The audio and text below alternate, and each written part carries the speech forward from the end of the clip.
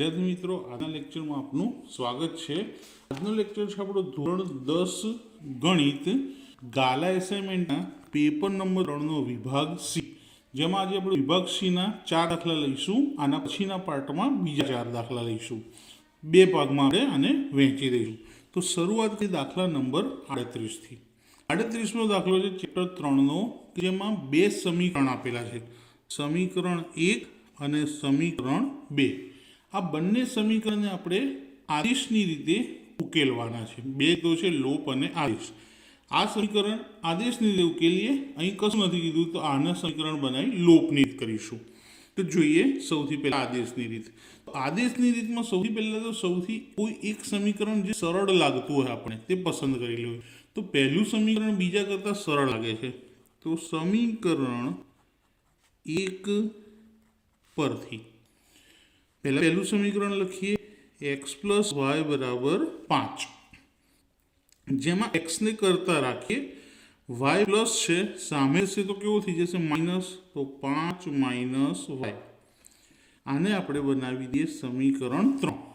xને કરતા બનાવ્યું એટલે એને શું બનાવીશું, સમીકરણ 3। સમીકરણ 3ની કિંમત 2 માં મૂકતા, તો સમીકરણ 3માં જે આપણને x = 5 - y મળ્યા, એને આપણે શેમાં મૂકીશું, સમીકરણ 2માં મૂકી દઈએ।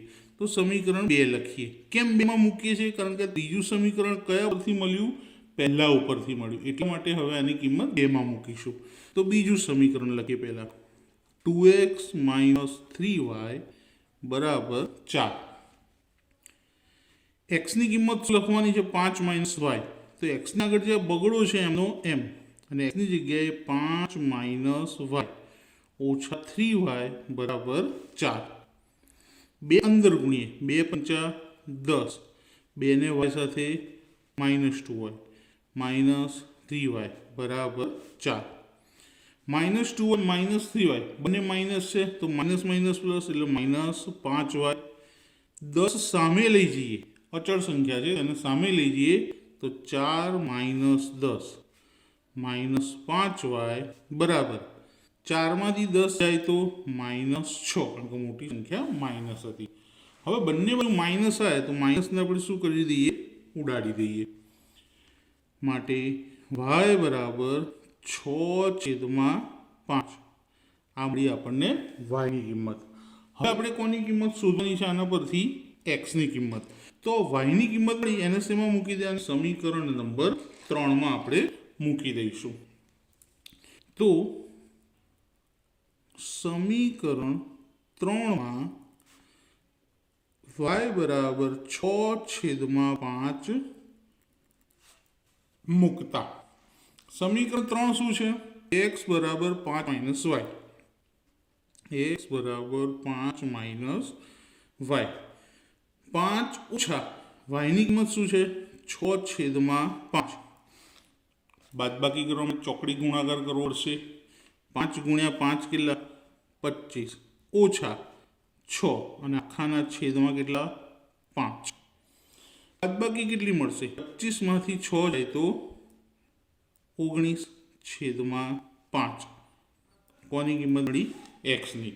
તો x અને y બંને મળી ગયા। y = 6/5, x = 19/5। નીચે આપણે ઉકેલ લખી દઈએ, તો ઉકેલ x = 19/5, y = 6/5। હવે જોઈએ દાખલા નંબર 39। 39માં દાખલામાં આપણે કૂટ પ્રશ્ન આપ્યો છે, અને તેના પરથી એક પેન્સિલ અને એક પેનની કિંમત શોધવાની છે। તો એક દુકાનમાં 5 પેન્સિલો અને 7 પેનની કુલ કિંમત। હવે 5 પેન્સિલ અને પેન, હવે બે વસ્તુ છે પેન્સિલ પેન, તો ધારો કે એક પેન્સિલની કિંમત બરાબર ₹x, પેન્સિલની કિંમતને શું ધારી લઈએ, x।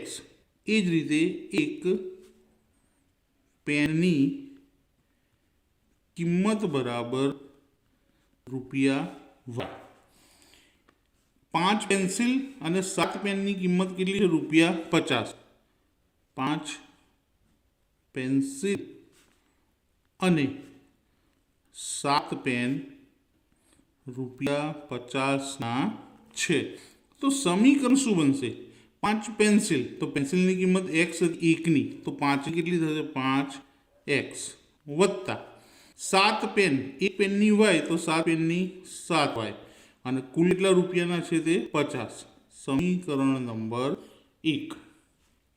આ રીતે 7 પેન્સિલ અને 5 પેનની કુલ કિંમત, 7 પેન્સિલ અને 5 પેન કેટલા રૂપિયા છે? 46 રૂપિયા 46 છે.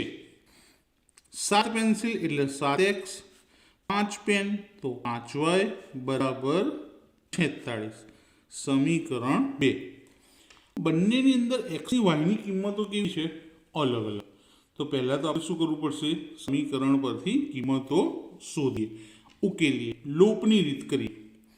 5ને 7 વડે ગુણીશું ને 7ને 5 વડે. એનો મતલબ કે પહેલું સમીકરણ છે એને 7 વડે અને બીજું સમીકરણ છે એને 5 વડે.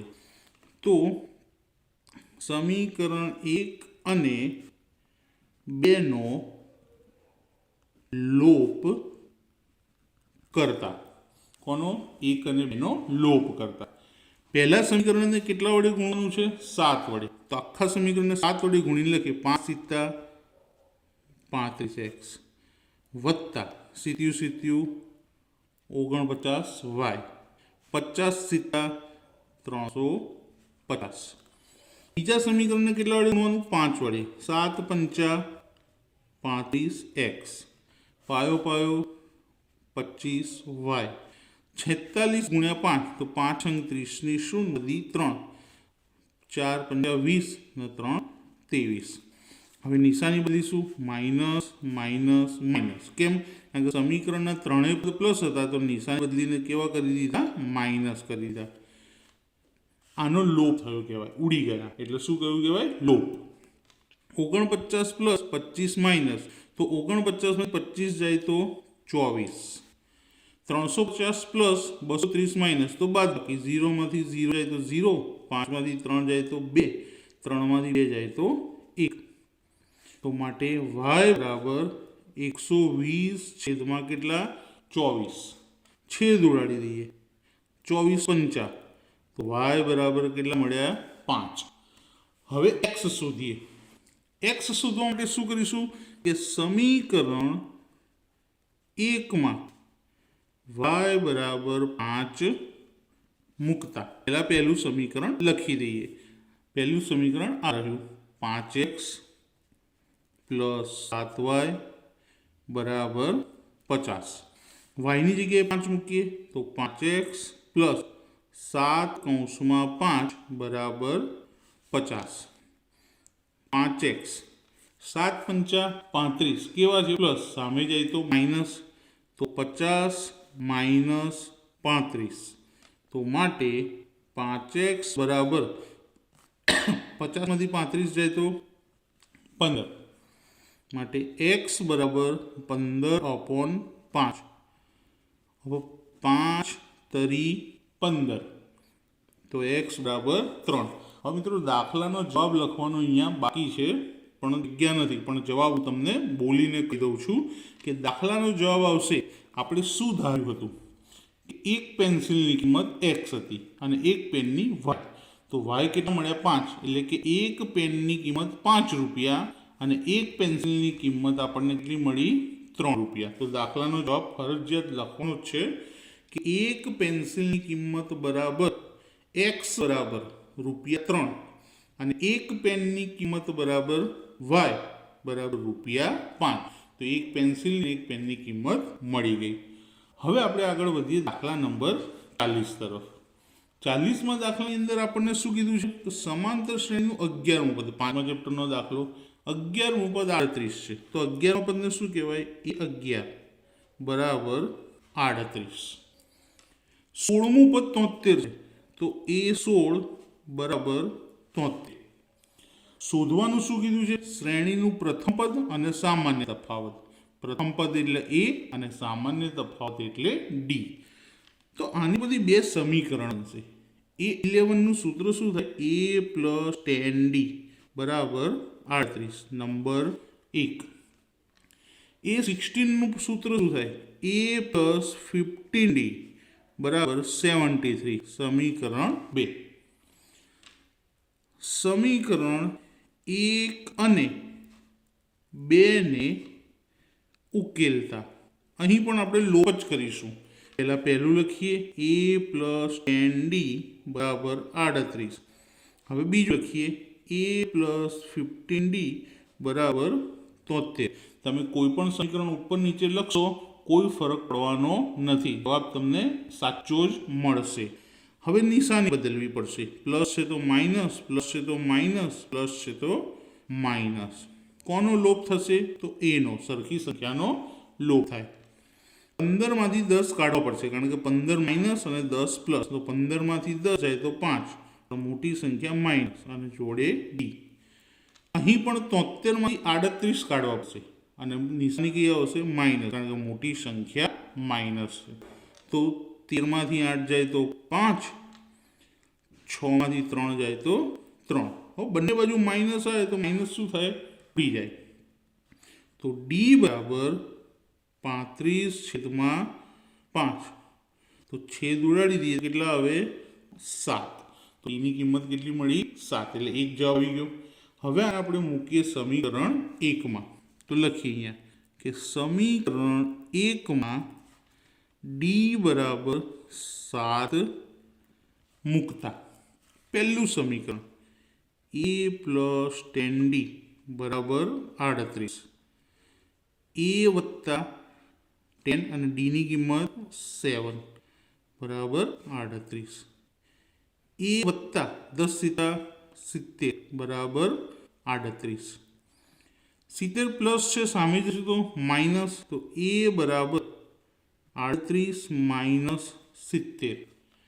માટે A બરાબર 38 માંથી 70 ના જાય તો 70 માંથી 38 કાઢીએ તો આવશે 32. પણ મોટી સંખ્યા માઇનસ છે એટલે નિશાની પણ માઇનસ. તો બે કિંમતો મળી, A અને બીજી ડી. તો આપણો આન્સર આવી ગયો કે પ્રથમ પદ બરાબર -32 અને સામાન્ય તફાવત બરાબર 7. હવે આજના લેક્ચરનો છેલ્લો અને યામ ભૂમિતિનો દાખલો. 3 બિંદુ આપેલા છે. આને એ ધારીએ, બી ધારીએ અને સી ધારી લઈએ. હવે આ સમગ્ર બાજુ ત્રિકોણના શિરોબિંદુઓ છે એવું આપણે ચકાસવાનું છે. પહેલાં તો ધારી લઈએ. ધારો કે A કૌંસમાં 5 - 2 પહેલું બિંદુ, બી કૌંસમાં 6 4 બીજું બિંદુ અને સી કૌંસમાં 7 - 2. હવે આ 3 બિંદુ પરથી 3 રેખાખંડ મળશે, AB, BC અને AC. જો ત્રણેયમાંથી કોઈ બેના માપ સરખા આવે તો શું કહેવાશે? સમગ્ર બાજુ ત્રિકોણના શિરોબિંદુઓ છે. અને જો નથી મળતું તો નહીં. તો શરૂઆત કરીએ. સૌથી પહેલા શોધીએ AB². પહેલાની બાદબાકી 5 - 6 કૌંસની બહાર સ્ક્વેર વત્તા બીજાની બાદબાકી -2 - 4 કૌંસની બહાર સ્ક્વેર. 5 માંથી 6 જાય તો -1 સ્ક્વેર, -2 ને -4 -6 સ્ક્વેર, કારણ કે માઇનસ પ્લસ એટલે સરવાળો. 1 વર્ગ 1, 6 વર્ગ 36. ઋણ સંખ્યા હોય તો પણ વર્ગ પ્લસ જ આવે. ટોટલ થાય 37. તો AB² બરાબર 37. માટે AB બરાબર √37. AB શોધી ગયા. હવે શોધીએ BC². બી અને સીની ગણતરી કરીએ. બીનું પહેલું 6 ઓછા અહીંયા પહેલું 7, 6 - 7 કૌંસની બહાર સ્ક્વેર વત્તા 4 - 2 પણ કેવા છે? માઇનસ લખવા પડશે, -2 કૌંસની બહાર સ્ક્વેર. 6 માંથી 7 જાય તો -1 વર્ગ વચ્ચે બે માઇનસ, માઇનસ માઇનસ શું થઈ જાય? પ્લસ. 4 અને 2 6 નો વર્ગ, 1 નો વર્ગ 1, 6 નો વર્ગ 36, ટોટલ થાય 37. તો માટે બીસી સ્ક્વેર બરાબર 37. તો 37 નું વર્ગમૂળ નથી નીકળતું, તો વર્ગમૂળમાં 37. હવે શોધીએ છેલ્લી બાજુ એ સ્ક્વેર. એ અને સી ઉપરથી એ નું પહેલું 5 અને સી ના પહેલા 7, તો 5 ઓછા 7 નો વર્ગ વત્તા એમાં પહેલું -2 ઓછા સીમાં બીજું -2 કૌંસની બહાર સ્ક્વેર. પહેલા બાદ બાકી, બીજાની બાદ બાકી. 5 માંથી 7 જાય તો -2 નો વર્ગ. અહીં માઇનસ માઇનસ શું થઈ જાય? પ્લસ. તો +2 અને માઇનસ તો ઉડી જાય, તો શું થઈ જાય? 0. તો 2 નો વર્ગ 4 વત્તા 0, સરવાળો કેટલો? 4. એસી નો સ્ક્વેર. માટે એસી બરાબર 4 નું વર્ગમૂળ શું નીકળે? 2. તો ત્રણેયના માપ મળ્યા. એ બી મળી ગયું, બીસી મળી ગયા અને એસી મળી ગયા. હવે ત્રણેયમાંથી બે બાજુ સરખી છે, પણ ત્રીજી બાજુ અલગ, એટલે કે ત્રિકોણની બે બાજુના માપ સરખા મળ્યા.